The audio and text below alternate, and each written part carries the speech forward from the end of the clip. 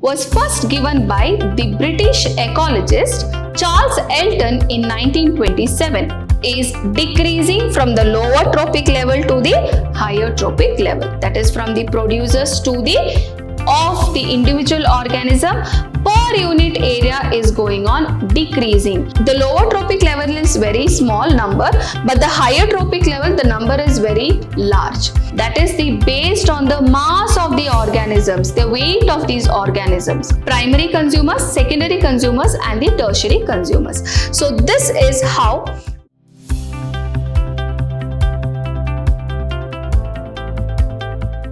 Hello my dear students, welcome back to the third session on the chapter Ecosystem.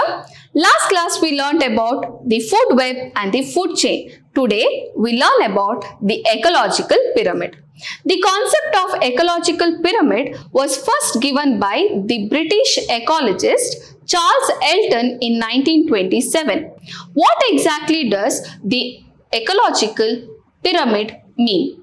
It can be defined as the diagrammatic representation of the trophic levels, which can be depicted as a successive stage. That is, we know the first trophic level is usually the producers, then comes the consumers, then we have the decomposers. Or we can tell in the ecological pyramid how exactly the trophic levels are there. That is, first trophic level we have the producers, the ones which are producing the food and also allows the flow of energy which is happening. So the first trophic level is usually producers. Then next comes the herbivores, which are the primary consumers, represents the second trophic level. Then comes the third trophic level, which is the carnivores, or we call them as the secondary consumers. And finally we have the omnivores or the tertiary consumers, which is there in the third trophic level. Here decomposers we are not considering at all. So what is it? We have producers, primary consumers, secondary consumers and the tertiary consumers. So this is how we have to represent the ecological pyramid. Either it can be in the triangle form, the base, this is called as the base of the pyramid and this is called as the apex of the pyramid. So the base of the pyramid is usually the producers, then just above them we have the primary consumers, secondary consumers and finally the tertiary consumers. So we'll see different types of ecological pyramids. On the basis of number of organisms, their biomass and also the energy flow in the organism population, there are different types of ecological pyramid. They are, first one, the pyramid of numbers, I told you, based on the number of organisms. Next is pyramid of biomass, that is the based on the mass of the organisms, the weight of these organisms. Then we have based on the energy flow, that is called as the pyramid of energy. So these are the three different types of ecological pyramids. Now first one is pyramid of numbers. Here in this ecological pyramid we count or we take the number of individual organisms per unit area. What is it?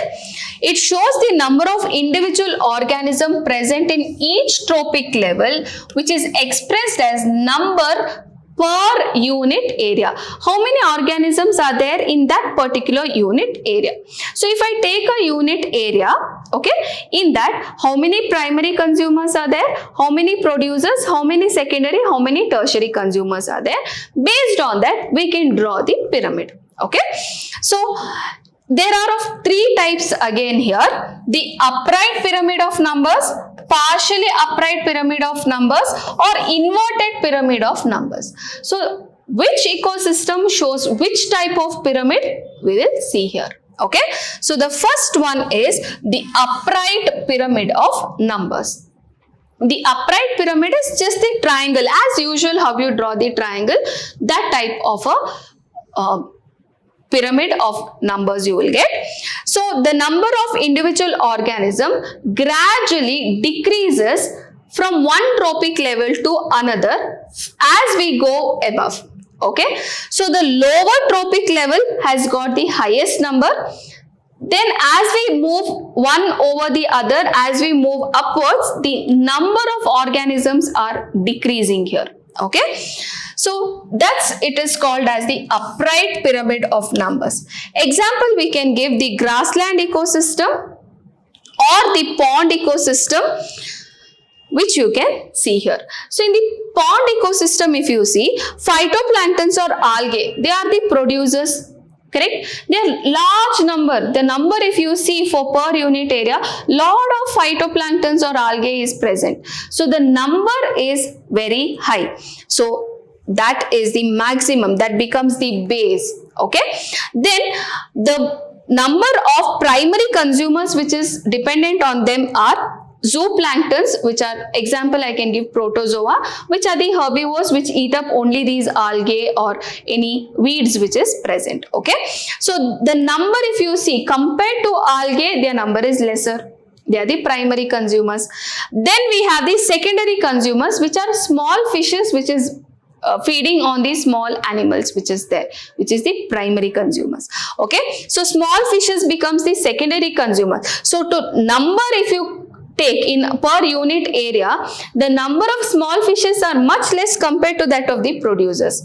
Okay, then we have the large fishes which becomes the tertiary consumers, which is again very small in number compared to that of large fishes. So if you see the number, here the number is high, here the number is decreasing, still decreasing very much. As we go above, the number of the individual organism per unit area is going on decreasing.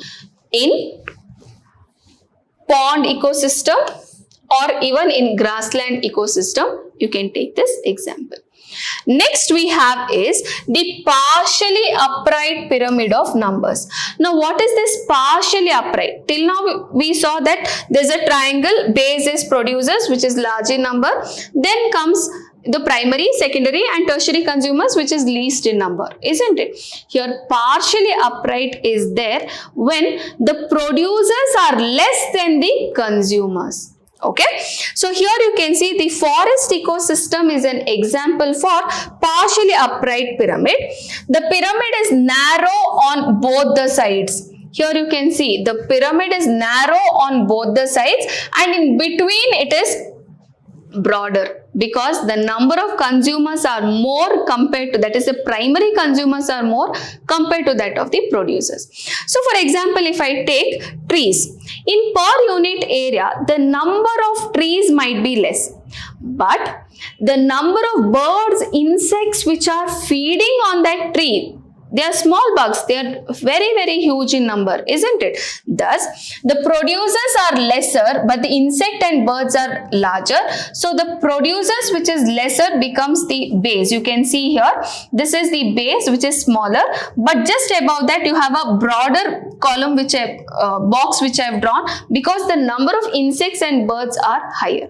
Okay, so that is the primary consumers. In the same per unit area, if you see the snakes and foxes are less, which is the secondary consumers, which are depending on these birds or insects which is there. Then above that we have lion or tiger or any tertiary consumers which is carnivorous and it is dependent on the secondary consumers. The number per unit area is very less. So if I take a forest, maybe we have around 10 trees, correct? Okay, but the number of insects and birds may be 10,000 there, or it may be just 1,000 also, for example. And foxes and snakes may be somewhere 100, lion and tiger may be only 1 or 2 which is there. So, the forest ecosystem has got partially upright pyramid of numbers. Okay, so I hope you have understood. See, whenever we are drawing the ecological pyramid, either we can draw it in the form of a triangle or we can also use boxes like this. Okay, either of way it is right. Next is about the inverted pyramid of numbers. So in inverted pyramid of numbers, what happens is the number of individual organism gradually increases from the lower trophic level to the higher trophic level. Here, the lower trophic level is very small number, but the higher trophic level, the number is very large.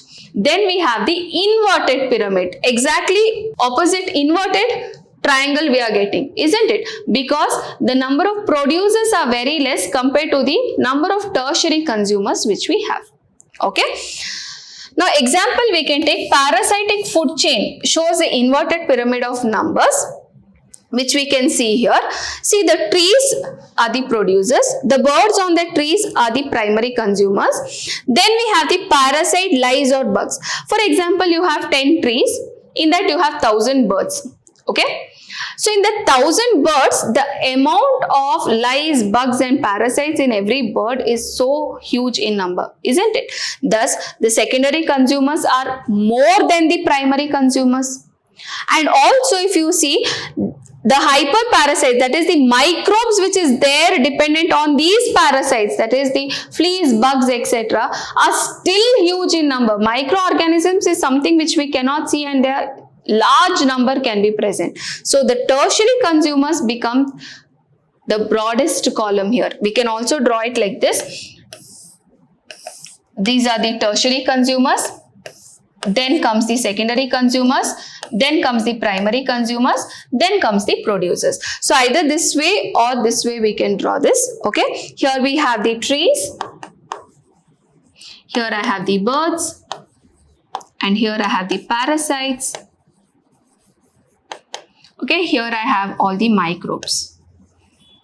So this is inverted pyramid for parasitic food chain. Okay, so I hope you have understood the inverted pyramid of numbers. Next, we are going to pyramid of biomass.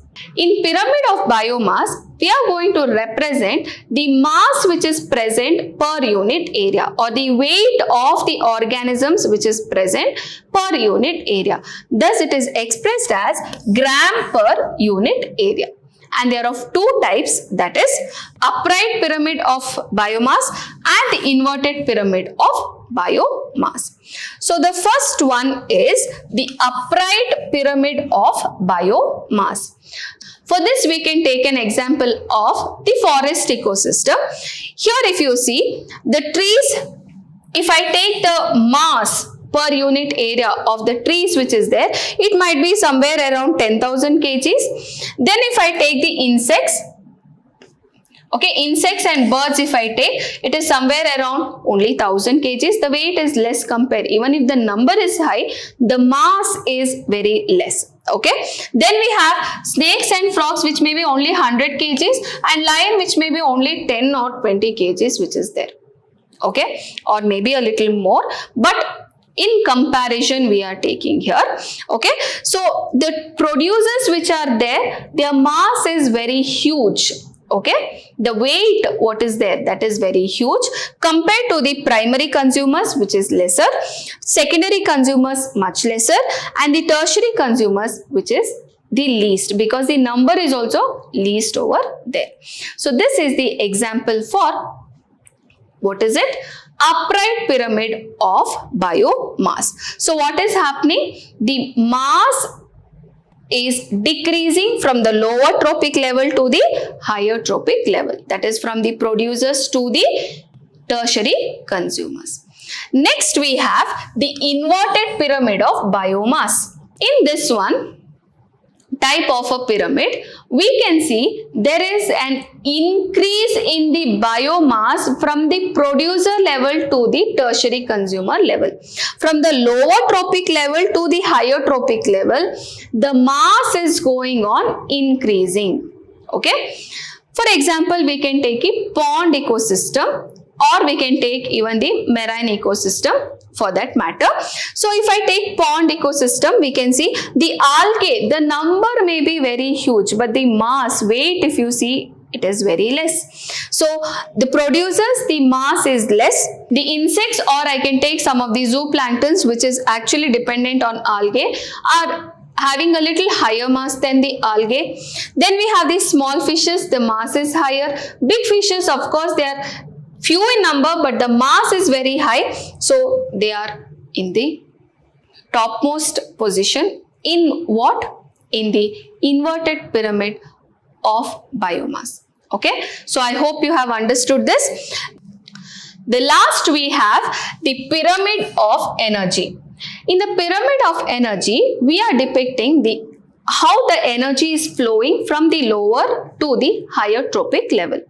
Also, it is expressed as calories per unit area per year. If we observe, we have only upright pyramid for pyramid of energy. Why exactly this happens? That is because the producers are the main source of energy for us. So from the producers, it goes to the primary consumers. During the flow of energy, there is a lot of energy which is lost in the form of heat or respiration, and thus at each next higher level, only 10% of the energy is passed on. There is lot of energy which is lost from one energy level to another energy level. So from the producers up to we go to the consumers, that is the tertiary consumers, the energy is lost. Thus we can have only the upright pyramid. We do not have any inverted pyramid of energy. So how it exactly looks? See, the producers has got the highest amount of energy because they are the ones who are actually producing it. They are called as autotrophs. For example, they have 5,000 kilocalories per unit area per year. From the producers to the primary consumers, only 500 calories was transferred. The rest was lost in the form of heat. Okay. Again, from the primary consumers to the secondary consumers, 500 to only 50 kilocalories was transferred. Again, the remaining was lost in the form of heat. Okay, again from the secondary consumers to the tertiary consumers, you can see it is so much less compared to that of what was there in the producers, because there's lot of heat or energy which is lost in the process of transferring from one form or from one tropic level to the other tropic level. So always there is decrease in energy from the lower tropic level to the higher tropic level in pyramid of energy.